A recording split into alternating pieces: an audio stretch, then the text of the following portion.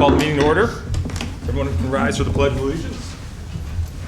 I pledge allegiance to the flag of the United States of America and to the republic for which it stands, one nation, under God, indivisible, with liberty and justice for all. All right, need a roll call. Wondergen? Here. Fine? Here. Steffes? Here. Gardine? Here. Palmer? Here. DeHaan? Here. Highboy? Here. Full house. Thank you. All right, and please note as a courtesy to members of the audience and the Board of Education, please silence your cell phone. Public will only be able to speak during public comment if you have signed up, and I have two items, or two forms. Perfect, thank you. First off, get an approval of the agenda. So moved. Support. All right. All those in favor? Yes. Yes. Opposed? All right, and then quickly, as we move forward here, we do have a quick report out from a couple of the high school players and coaches. Does anybody have an objection to that? We allow them to talk real quick? Please. Coach Yes, Stiegel please. and a couple of his players are here. Wanted to speak real quick.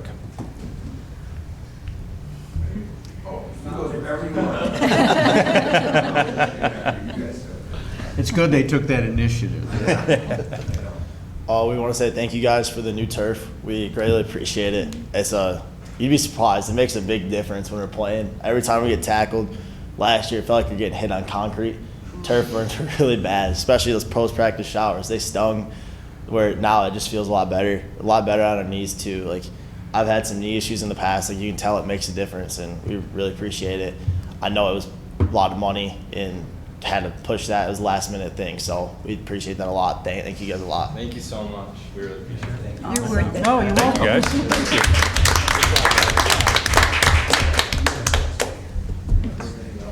you. All right. Bring it Have a good night. Short and sweet. Next item, the consent action agenda. Can I get a motion? So moved. So moved. Support. All those in favor? Yes. Yes. Opposed? All right. On to regular action agenda. 3A, the Throon Board Policy for Title IX. I'm sorry, look at that here. It is recommended the Board of Education approve the Title IX Policy 3155 series provided by Throon Law Firm to replace the old Title IX policy. These policies include Policy 3155, non-discrimination, anti-harassment, and retaliation. Policy 3155E, grievance procedure and remedies. Policy 3155A, definitions. Policy 3155B, designation of coordinators. Policy 3155F, complaint dismissals and appeals. Policy 3155C, supportive measures, and Policy 3155D, informal resolution. Can I get a motion? So moved. Support. So we're here today to have these approved. The law was redone, and therefore we have new Title IX policies. As you can see, there's a lot happening with these, and we anticipate, and so does Troon, the fact that these more than likely will change as we move forward. So I'm sure we'll be coming back to you with a lot of changes as time moves on. But for now, this is the law, and we need to pass this here in August before we start school. So that's why we're coming before you. John is here, and John will give you a little bit of background as well on the Title IX policy. So the difference between this one and on the Neola side, in the Neola side, our Title IX policy was embedded into 3 or 4 different sections. With the Troon policy, it puts it all in one place. So whether that Title IX is involved with any one of the people in our districts, it's all in one place. It makes it easy to see. I think the thing that I appreciate about us shifting our way toward Troon is over the course of, from the time that early July, when the court case kind of was really starting to ramp up and decisions were being made, even through after I sent you the email that said, here are the 9 there are 9 schools in Michigan, there's a list now that's about 2.5 pages long. So they're sending us those updates as they come. In those lists of schools essentially indicate that you're not required to enforce this Title IX policy, but from a district standpoint, let's say that we have a school, Cummings Elementary ends up being identified, that picked it because, whatever reason. We could choose to not enforce the current Title IX policy at Cummings, but we would still be required to enforce the Title IX policy at our other 11 buildings. So it's a building by building judgment or ruling that occurred.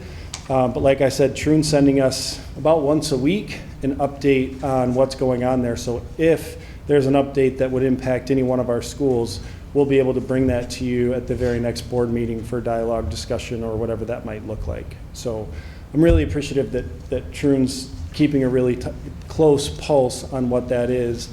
And then we have to archive our old policy in the event that we have a claim that's a Title IX claim that's dated before August 1 of 2024. Could you speak to some of the things that keep you, or that waive you as having to follow these? what Like do you Cummings, mean? you said, doesn't have to do Oh, it. so. Are there- They under- do, Yeah, but they It's just an they do. example. Okay, Under the okay, court hypothetical, case, but there are under the certain- court case, there are a couple of states, and Michigan's not one of them, so I Oh, didn't not one. memorize them. But there are 5 or 6 states where this new Title IX policy is not enforceable. And then in addition to that, there are 2 organizations that if they identify them, that they are a part of that school or that they have children that are in that school, that the new Title IX policy is not enforceable there.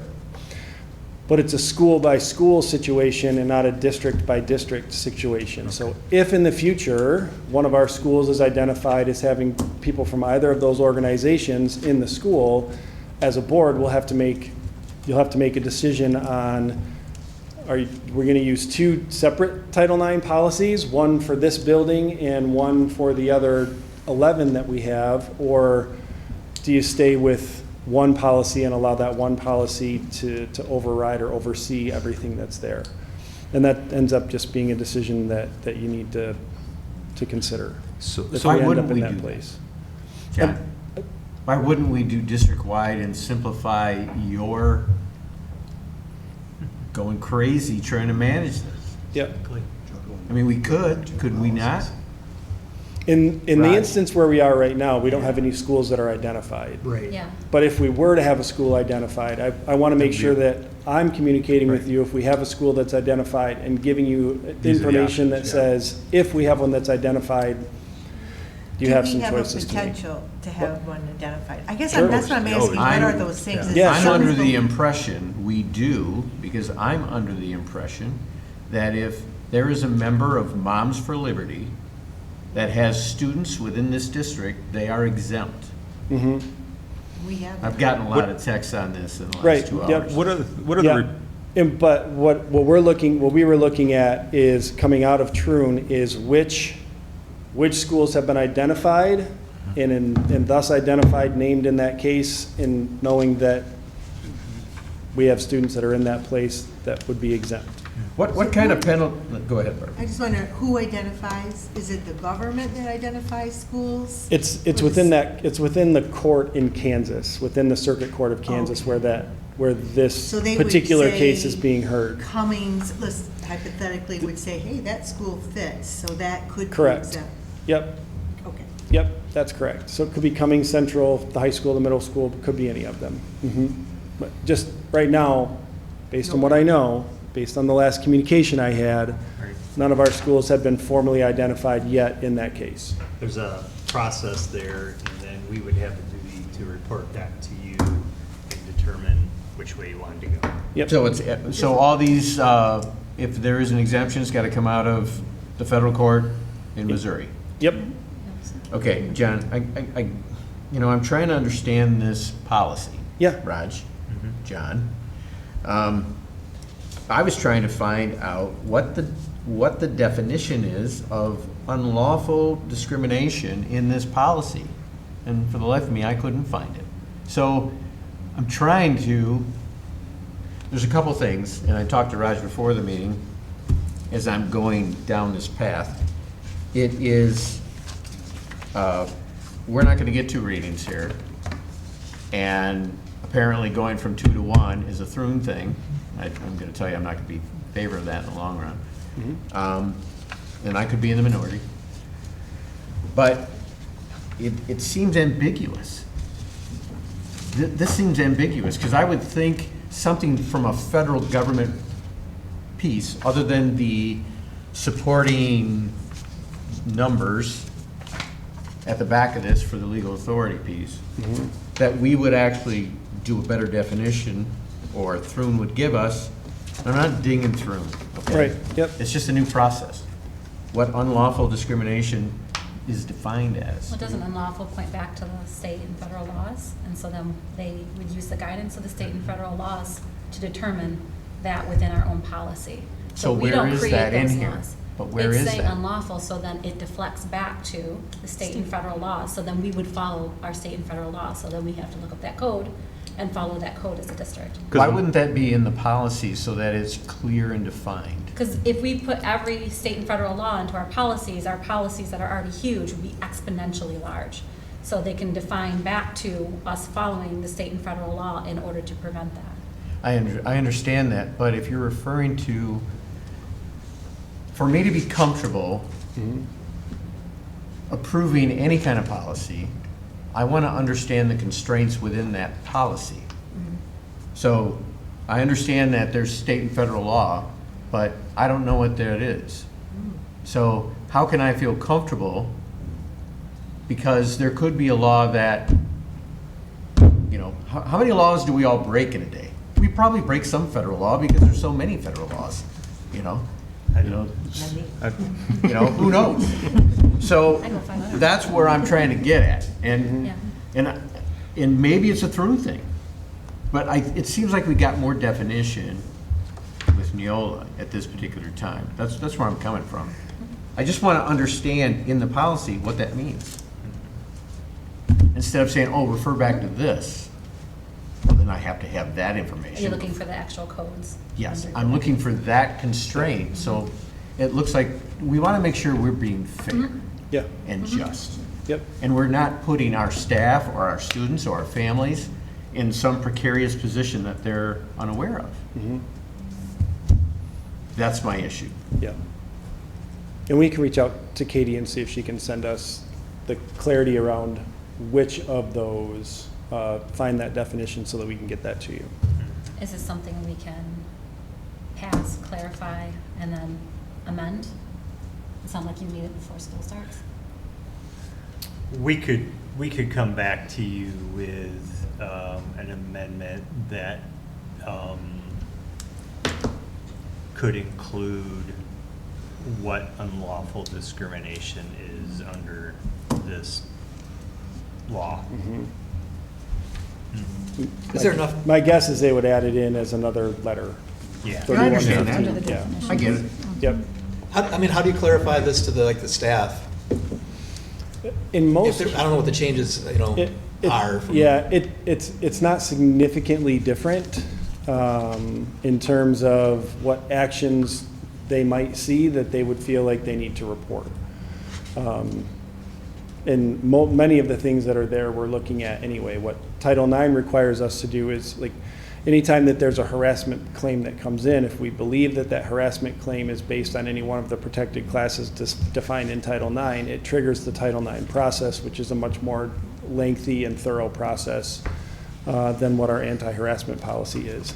In some cases, you go into the Title IX process and you go, this doesn't qualify under Title IX, and then you continue your investigation under the anti-harassment, just the general anti-harassment inside of your policy. So it doesn't necessarily reduce the need for us to do the investigations. It just means that in some cases, we may need to heighten that to a Title IX investigation, which again is more thorough.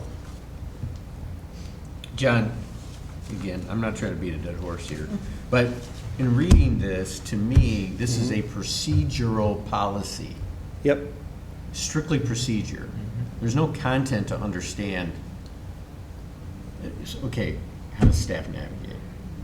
How do they navigate? I Right. just don't know. Yeah, and that all Other than comes- call you. Yeah, so we, what Troon also gives us is just regular, they give us the training modules that we share out with our staff, and that becomes secondary to what we're doing here. passed out Title IX policy trainings on our old policies a number of times. When the 2020 regs came through and those were different, we made sure that everyone was trained, and then every new person that we brought in, we assured that they were trained. We do follow-up training on those things. It's just part of what we need to make sure that we take care of so that our staff are aware of where their responsibilities lie. Okay, so the one thing, again, the only part of this policy I understand is what's in front of me. But in watching and following up with social media, news media, the changes in Title IX that came from the Biden administration from a federal level dealt with LGBTQ plus whatever else the alphabet was, right? Mhm. So are we training our staff on that piece of it so that they understand it? What do you mean? What Like, I are we mean is- training them about what LGBTQ is, or are we training them about the Whatever the responsibility federal, underneath whatever it? the Title IX rule is that we're going to abide by. Yeah. Yep. And that's where we use those true and policy training pieces to ensure that we're getting it right. Will the new law be in like the student's handbook by now, or is that too The late? Title IX policy will, all of our student handbooks are now like on a Google Doc, Oh, like an uneditable okay, I was Google thinking Doc. printed, okay. And so we're able to put in updates as they come inside any one of those areas. So yeah, this will end up being as a part of, it's at the bottom of the student handbook, the new, because Troon also gives us a model student handbook that aligns with their board policies. So we put all of our schools in underneath that same student handbook, and so then these will be included at the bottom of that, so that we have those in place as well. Yep. Do we go over the policies with the students? Or do we just have them read it and sign it? Is it like a software license, John?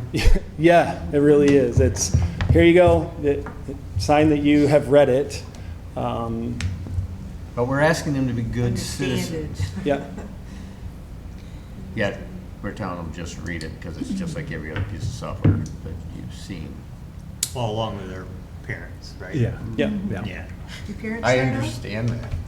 I understand that. So one of the things that, Almost seems gray. in many districts, right, so the idea about how we train each other is that they're every year, teachers, paraprofessionals, librarians, whatever, they all go through that, like, is it Safe Schools in Granville, where Yep. they have, okay, here's how you get rid of, blood spills. Bloodborne Here's how you pathogens. deal with Mhm. kids on the bus. Here's how you deal with Title IX issues of harassment and discrimination. And so that particular training happens yearly. So that update will be reflected Yep. in those yearly trainings that they have to do, and it's Yep. long. And we give our administrators a more intensive training because inevitably those are the leaders that are hearing here's something that happened, and it more often than not will trigger for them a phone call to Roger and I that says, hey, we had this coming on. We think it might align this way. What are your thoughts based on the policy? And then we work through it. Sometimes we'll call our attorney and say, here's what we have. Where do you think we need to go? But they're trained much more thoroughly than our staff are. Our staff are given kind of the overview of how do you report, when are you required to report, what ought you be looking for. So we have to take this policy now, and if one of our school buildings is exempt, at that time, we have to decide if we want to juggle two policies, if we want to convert to just one. Yeah, you're either maintaining the one that if you approve today would be approved, or you're juggling the second policy, which is the archived policy at this point, for claims that come out of that school. What's the fundamental difference when you line them both up? The big critical difference is the identification of LGBTQ plus in the new Title IX regs. That's a way big, I keep waving my hands. It's a huge overgeneralization, but that's really the biggest difference in the current policy compared to the old policy. And reflecting updated laws. Yep. All right.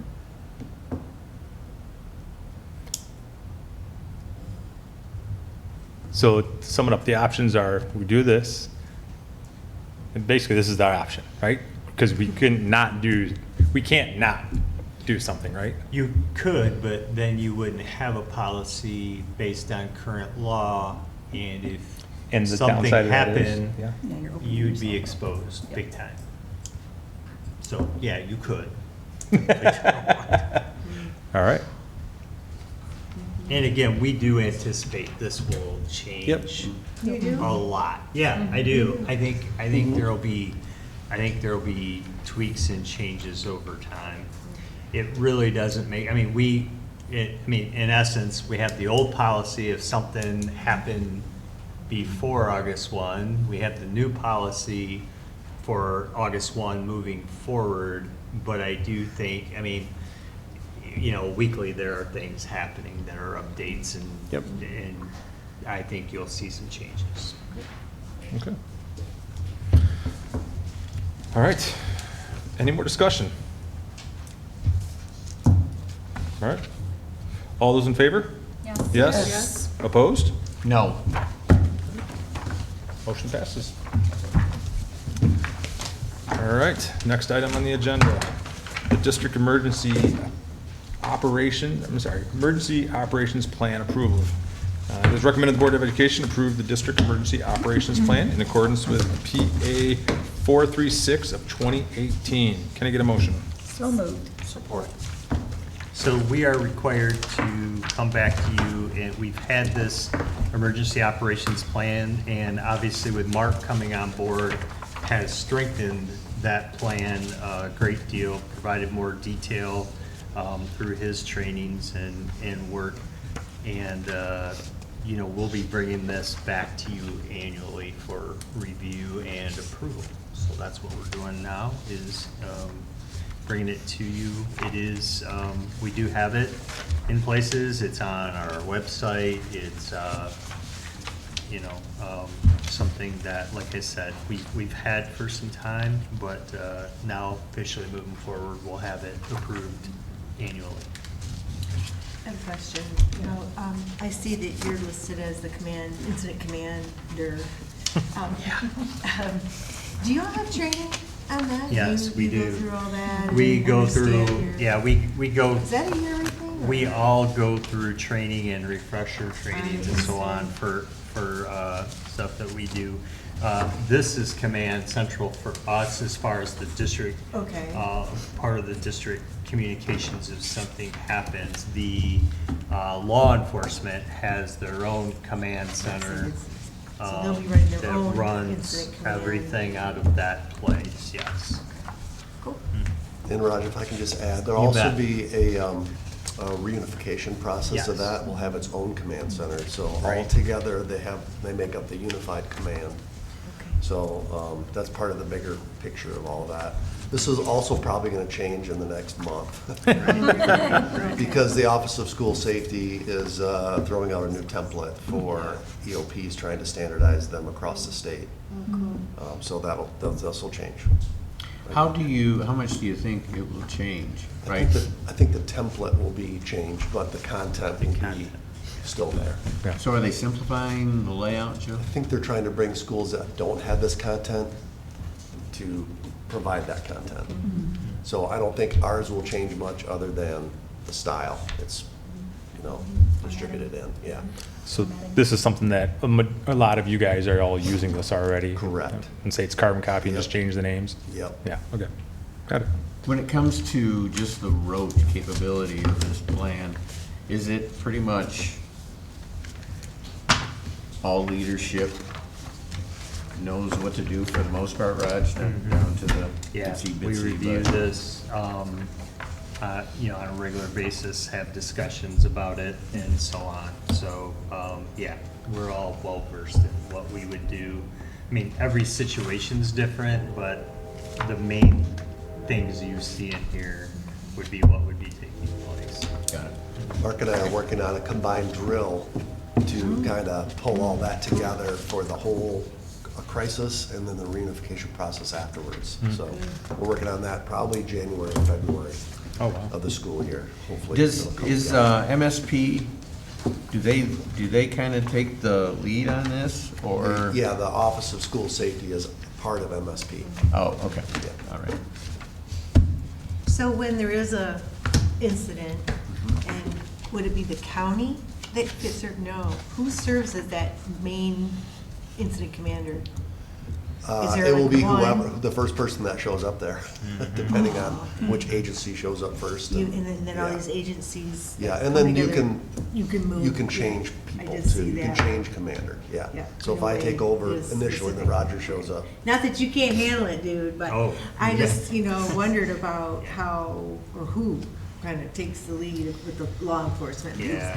If that's So- needed. Goes. So the law enforcement takes care of the crime, Right. right? The firemen take care of fires, medics take care of medical, and we're all still responsible for our kids. Yes. So that's why this whole reunification accountability for that is taking precedent with the state police, so. Does that clarify a little bit? I was just going to ask, I mean, it's a little different, I mean, but at a former employer, we used to have large-scale drills with the county and city and everything else, right? Now, that was for a little bit for a different type of disaster, but, I mean, we would also do it for chemical spills and those types of things, right? But they would involve them all, I think, to your point, because it depended upon who would show up first, Yeah. right? Type of thing. Yeah, depending, go ahead, Mark.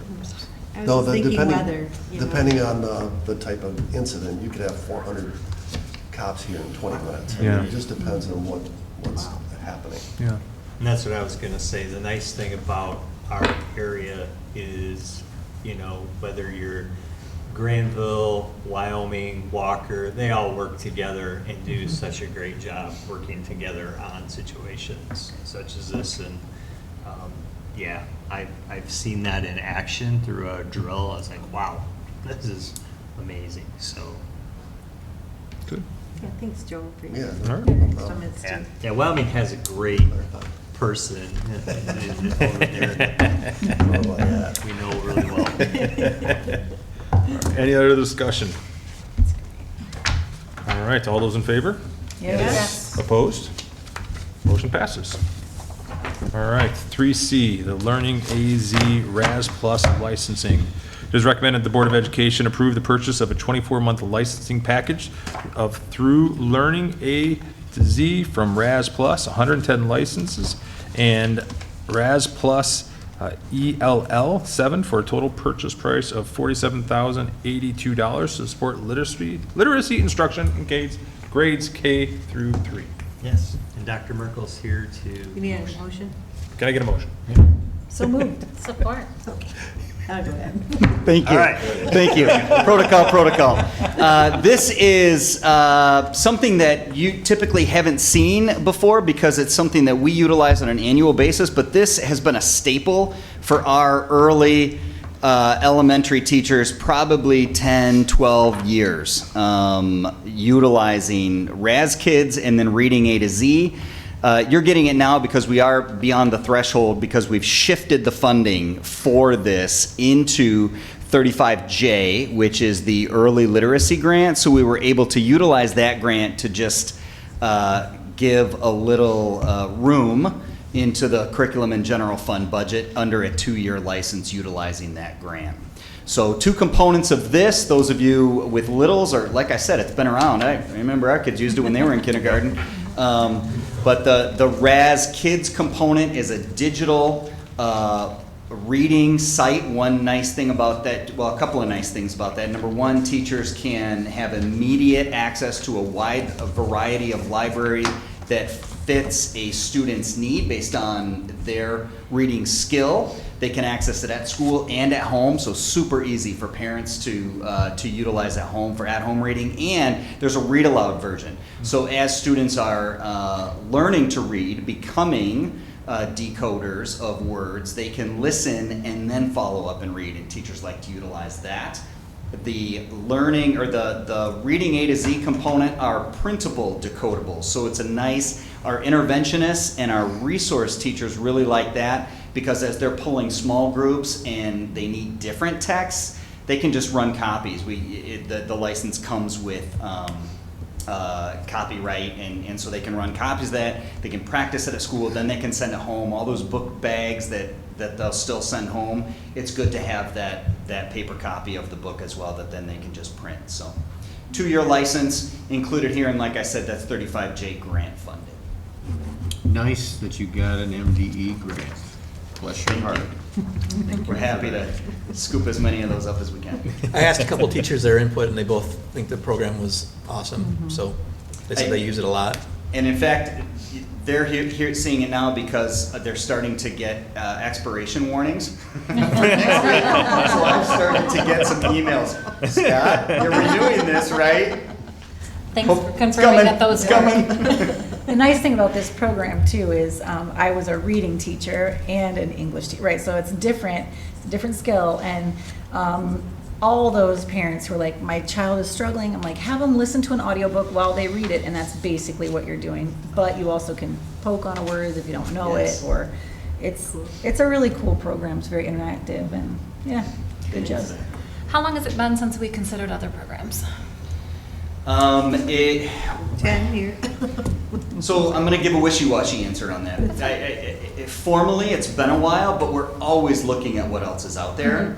And I can tell you that I happened to be eavesdropping our early literacy coach in her spring meetings at the state level, and they were reviewing all of these, and this was mentioned as one that's still good. So we're kind of always scanning to double check. But not ready to uproot what teachers are used to yet. Absolutely. We haven't seen one good enough to say, you know what, now it's time to take a look. When is the right time to do a formal review of that? We've used it for so long, and now people love it. We have, as Just curious what else is there. as soon as we get word that there's a better program out there, then I think it will pique our interest. But right now, the literacy experts at the state level are telling us this is still a solid product. All right, any other questions? All right, thank you. Can we get a roll call vote? Absolutely. Wonderdam, Yes. Palmer, yes. Klein, Yes. Stefas, Yes. Gardine, Yes. Dahan, Yes. Ivor. Yes. Yes. All right, thank you. On to the next section, the reports and discussion, the back-to-school update.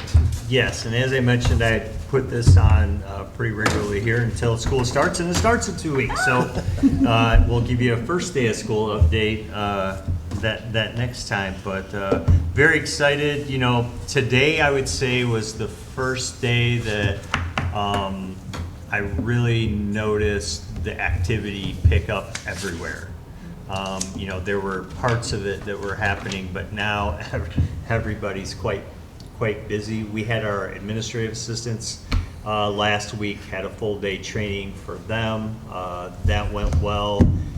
We have a retreat with our administrators tomorrow, all of our supervisors and administrators happening, and you know, next week obviously is quite busy. We have an open house at Oakstown. We have a back to school kickoff in the morning at the high school on that Thursday, and then the following Monday we start school. So it is coming very fast.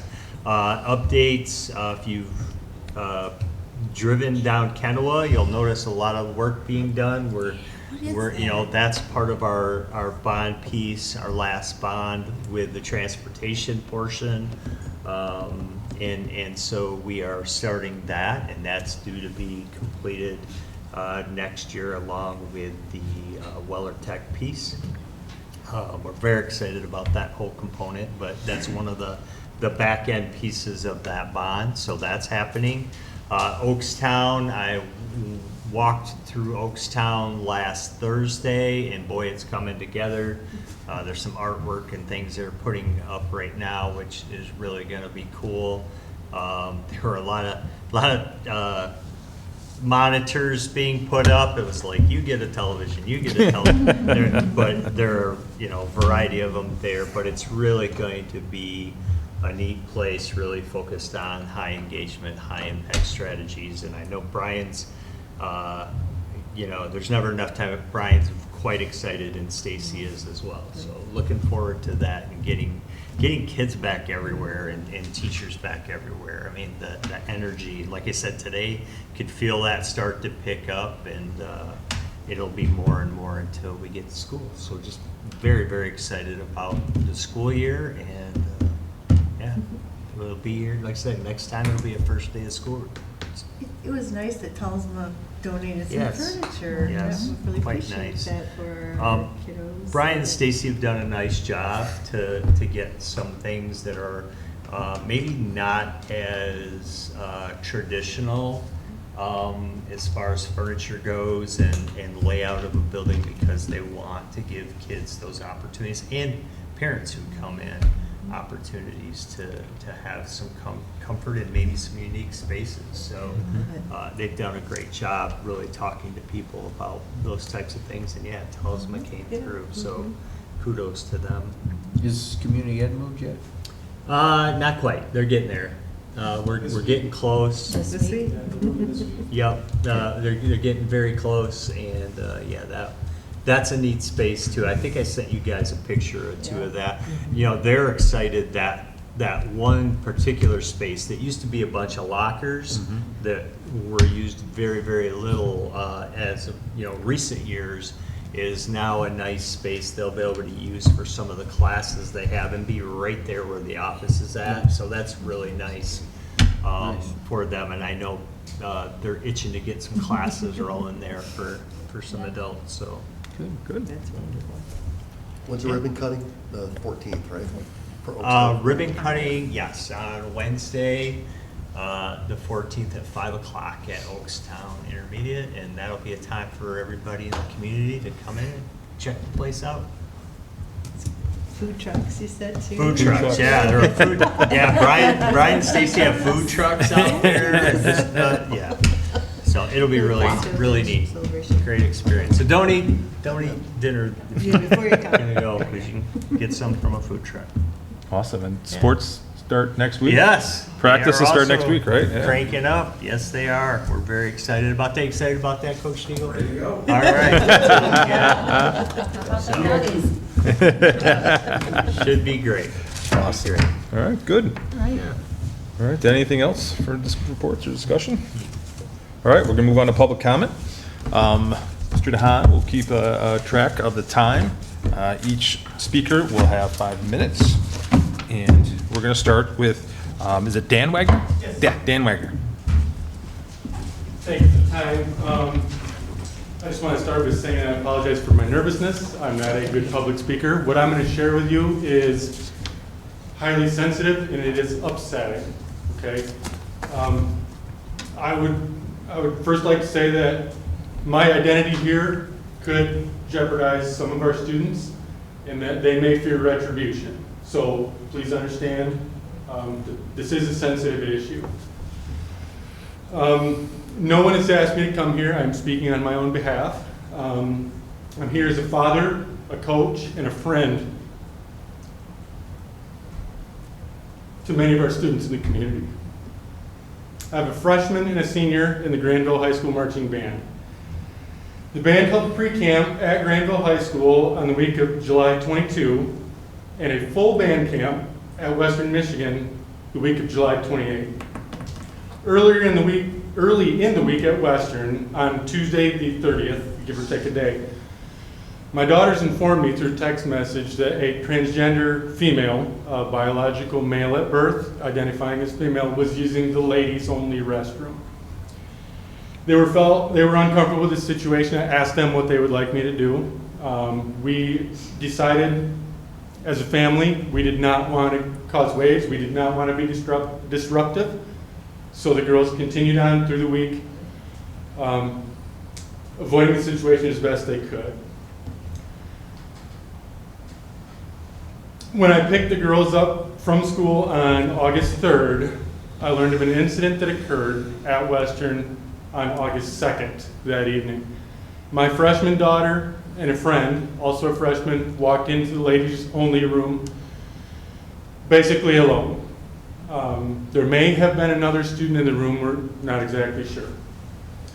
My daughter finished her business in her stall, and I should note that throughout the course of the week, several of the girls were having difficulties with the locks on the doors. They were difficult to manage. They appeared locked from the inside when they were not actually locked. My daughter finished up, she exited the stall, and she waited in the bathroom for her friend to come out. Others came into the room, including the previously mentioned transgender female. My daughter became uncomfortable, left the room, waited in the hallway. Moments later, the transgender female came out laughing loudly. Following her was my daughter's friend crying hysterically. She was upset to the point she had difficulty speaking. My daughter was able, through the tears, to understand that the door had not been locked. The individual had gained access to her stall and had observed her changing a feminine hygiene product. Okay? Not knowing what to do, the freshman girls found my senior daughter. They then found a chaperone, explained what had happened. The chaperone talked to the individual, talked to the band director, who also talked to the individual.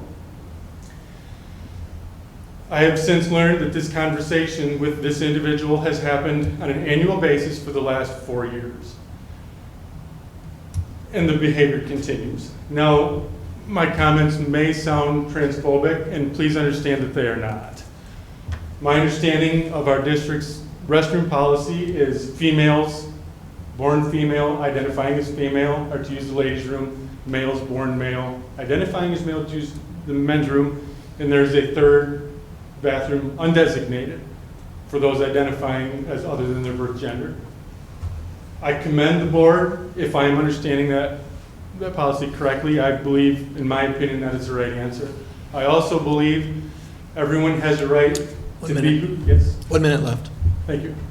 I understand that everyone has a right to be who they are without fear of persecution until it becomes detrimental to others. I think we can all agree, regardless of our political, our religious convictions, or our stance on cis and transgender rights, this is an upsetting story, and it is heartbreaking.